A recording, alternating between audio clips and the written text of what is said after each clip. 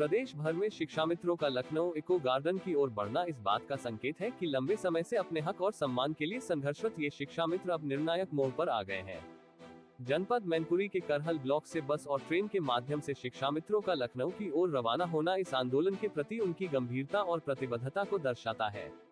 इन शिक्षा मित्रों का उद्देश्य न केवल अपने खोए हुए मान सम्मान की वापसी है, बल्कि सरकार से अपने हक को हासिल करने का भी है, जिसे वे किसी भी सूरत में अब नजरअंदाज नहीं होने देना चाहते। शिक्षा मित्रों का यह आंदोलन सिर्फ एक प्रशासनिक मुद्दा नहीं है, बल्कि यह उनके आत्मसम्मान, उनकी आजीविका और उनके भविष्य से जुड़ा सवाल है। वर्षों से प्रदेश के विभिन्न हिस्सों में सेवाएं दे रहे ये शिक्षा मित्र अब अपने भविष्य को अनिश्चितता में पाकर बेहद आहत महसूस कर रहे हैं। उन्हें लगता है कि उनके योगदान को वह सम्मान नहीं मिला जिसके वे हकदार हैं। इसीलिए आज वे एकजुट होकर लखनऊ की धरती पर उतर रहे हैं, ताकि अपने अधिकारों की लड़ाई को एक नए मुकाम पर पहुंचा सके। इस आंदोलन की सबसे बड़ी विशेषता यह है कि इसमें शिक्षा मित्रों की एकता और संगठनात्मक शक्ति का प्रदर्शन हो रहा है। अलग अलग जनपदों से शिक्षा मित्र अपने अपने साधनों से लखनऊ की ओर कूच कर रहे हैं। इस पूरे घटनाक्रम में एक बात साफ नजर आ रही है कि यह आंदोलन अब केवल स्थानीय मुद्दा नहीं रह गया है, बल्कि प्रदेश भर के शिक्षा मित्र इसे अपना संघर्ष मान चुके हैं। उनके मन में यह विश्वास है कि यदि आज वे इस लड़ाई में पीछे हट गए तो उनका भविष्य और भी अनिश्चित हो जाएगा। लखनऊ में इको गार्डन को चुना गया स्थल इस आंदोलन का केंद्र बन चुका है। ये वही स्थान है जहां पहले भी विभिन्न संगठनों ने अपने हक की लड़ाई लड़ी है। शिक्षा मित्रों को लगता है कि यदि उन्होंने अपने हक की आवाज को अब नहीं उठाया तो शायद उन्हें फिर से यह मौका न मिले। इसीलिए वे पूरी तैयारी के साथ इस बार मैदान में उतरे हैं। उनकी मांगे स्पष्ट है, वे अपने अधिकारों की वापसी चाहते हैं, वे सम्मान चाहते हैं और वे इस बात का आश्वासन चाहते हैं कि भविष्य में उनकी सेवाओं को अनदेखा नहीं किया जाएगा। शिक्षा मित्रों के इस आंदोलन की तुलना कहीं न कहीं आजादी के संघर्ष से भी की जा रही है। जिस प्रकार स्वतंत्रता संग्राम में लोगों ने अपने हक के लिए संघर्ष किया, अपनी जान की बाजी लगाई, उसी प्रकार आज शिक्षा मित्र भी अपने हक की लड़ाई को एक निर्णायक मोड़ पर ले जाना चाहते हैं।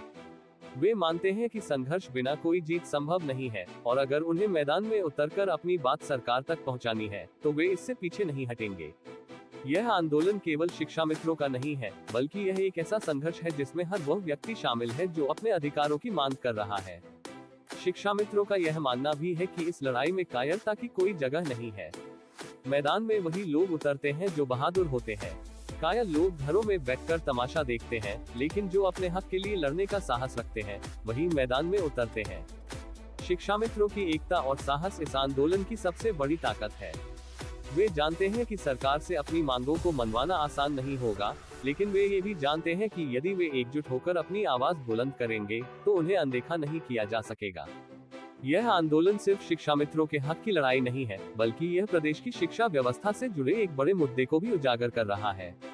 शिक्षा मित्रों का यह मानना है कि सरकार को उनके योगदान को पहचानना चाहिए और उन्हें वह सम्मान देना चाहिए जिसके वे हकदार हैं। शिक्षा मित्रों का संघर्ष न केवल उनके वर्तमान के लिए है, बल्कि यह उनके भविष्य के लिए भी है। शिक्षा मित्रों की यह लड़ाई अब एक निर्णायक मोड़ पर है और वे पीछे हटने के मूड में नहीं है। उनका यह मानना है कि यदि आज वे एकजुट होकर मैदान में उतरे और अपने हक के लिए लड़े, तो उन्हें उनका अधिकार जरूर मिलेगा। आवाज दो, आवाज दो, आवाज दो, हम एक हैं। आप लोग कहाँ जा रहे हैं? जिंदाबाद जिंदाबाद। आप लोग जो प्रस्थान कर रहे हैं, कहाँ के लिए प्रस्थान कर रहे हैं? क्या प्रोग्राम है आप लोगों का वहाँ पर? शिक्षा मित्रों का धरना प्रदर्शन। किस तरह का धरना है? अपने सम्मान की हक की लड़ाई लड़ने के लिए। और बोलो यार। आ जाओ बोलो।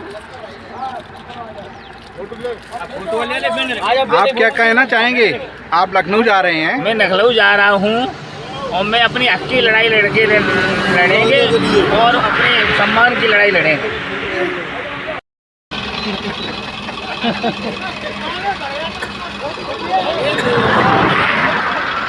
बैनर छोड़ो, बैनर